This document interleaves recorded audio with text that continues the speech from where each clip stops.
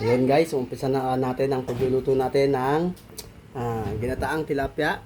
Una, lagay po natin tong sibuyas, bawang.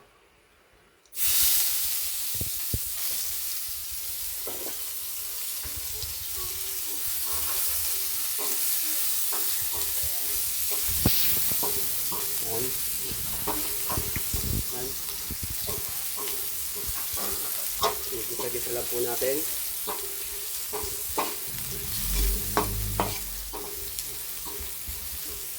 Meron po tayo dito ang assistant. Ito ang ating pinaka-assistant. Yan.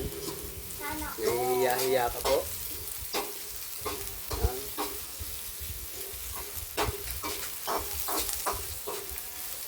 Igisa-gisa lang po natin siya. Tapos, iabot mo sa akin yung luya. Yan, luya. Pag-usama yung sili, mamaya na yan. Lang. Haluan lang natin ng, gigisa-gisa lang natin ng maayos. Then,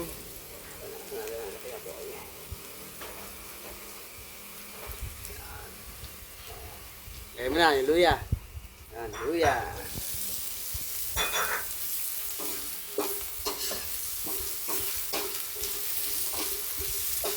Yung, gigisa-gisa po tayo ng natin siya. Nagalaw po yung ating kuluan. Ating lutuan, no? Pagkagisa. Pag nakita na natin nagmomoist na or nag-absorb na nung luya yung mga ibang ingredients, no? At naamoy-amoy nyo na talagang masarap ang ating niluluto, ay pwede nyo nang ilagay o pwede nyo nang isunod yung ating kamatis. Kamatis. Lagay mo dyan, kamatis. Okay. Okay, kamatis. Yun. Yun.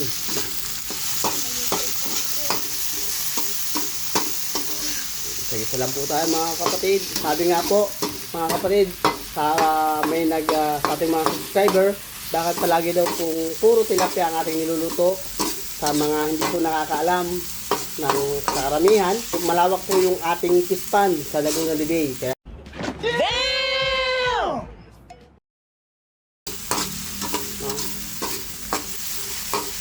yung antayin po natin yung maluto yung kamatis. Antayin lang po natin maluto yung kamatis. Yun.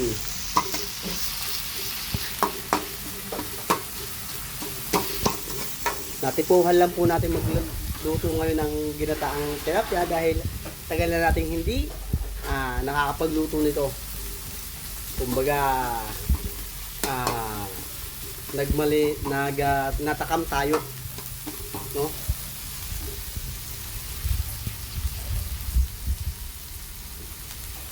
Okay. Sunod, kuha ang gunteng, kuya.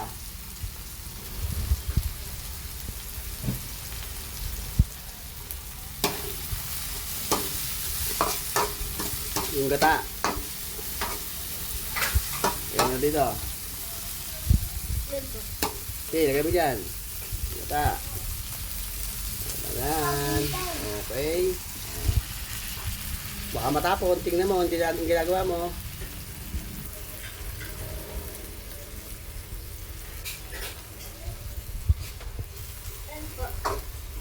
Lagay mo na yung suka.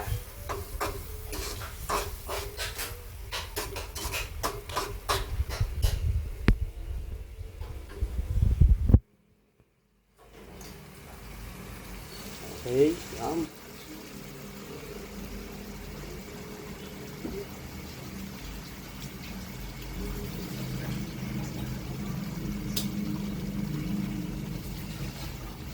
Okay.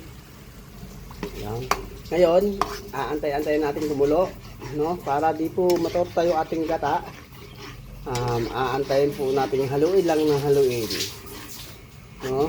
Para di po matorta yung ating gata. Ngayon, assistant, lagyan mo ng paminta. Lagyan mo ng paminta. Yan, todo mo na yan.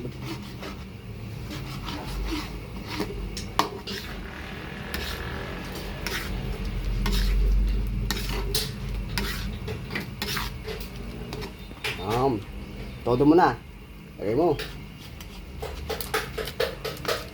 Yan, sige. Yan. Nalawalawin lang po natin ng ganyan para di matota.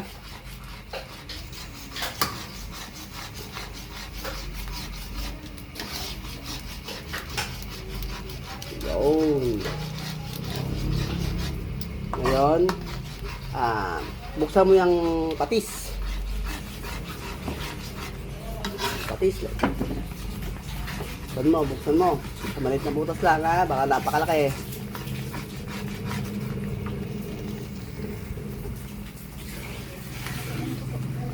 Diretso mo ng butas. Diretso mo na yan, idiretso mo na.